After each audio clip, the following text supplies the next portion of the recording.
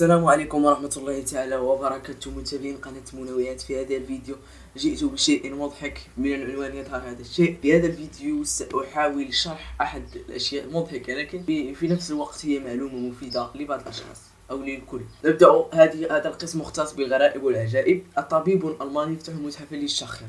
في محاولة البحث عن اختراع لإيقاف الشخير، قام الدكتور الألماني يوزيف ألكسندر فيريتس بافتتاح متحف خاص للشخير في بلدة ألفل في سكاسونيا السفلى ألمانيا، يشتمل على الأدوات والمعدات من شأنها علاج مشكلة الشخير. إن الشخير يمكن أن يغلق مشاكل حقيقية في الزواج، قد تؤدي بنهاية المطاف إلى غرف النوم منفصلة، كما أنه ليس فقط مصدر الإزعاج، إذ يتعرض الكثير من الأشخاص الذين يعانون من الشخير لتوقف التنفس في أثناء النوم، يتعطل التنفس فترة قصيرة مما يزيد خطر إصابة بأمراض القلب. هذه الظاهرة أو المرض الذي يؤرق الكثير جعل الطبيب فيريتس يصنع على رأس أولوية إنشاء متحف لعرض أدوات يأمل أن تساعد في حل المشكلة، وسط مشابك الأنف وأجهزة تقويم الأسنان وستريس الموطنة إلى جهاز التنفس.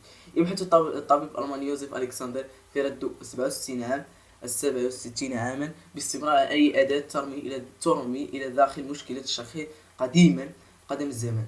فيريتس هو متخصص باضطرابات النوم، جمع كثير من الأشياء غريبة وكذلك مفرد تعليمي بشأن الشخير حتى عمر 50 تقريبا. ويقول في هذا الرجل هم من يشكلون أغلب الكثير من الشخير، ويأمل فيريتس ولكن بعد انقطاع الحيض تلحق بهم النساء المتحف الضاحكين وغيرهم مثقفين أن يدخل الزوار هذا المتحف.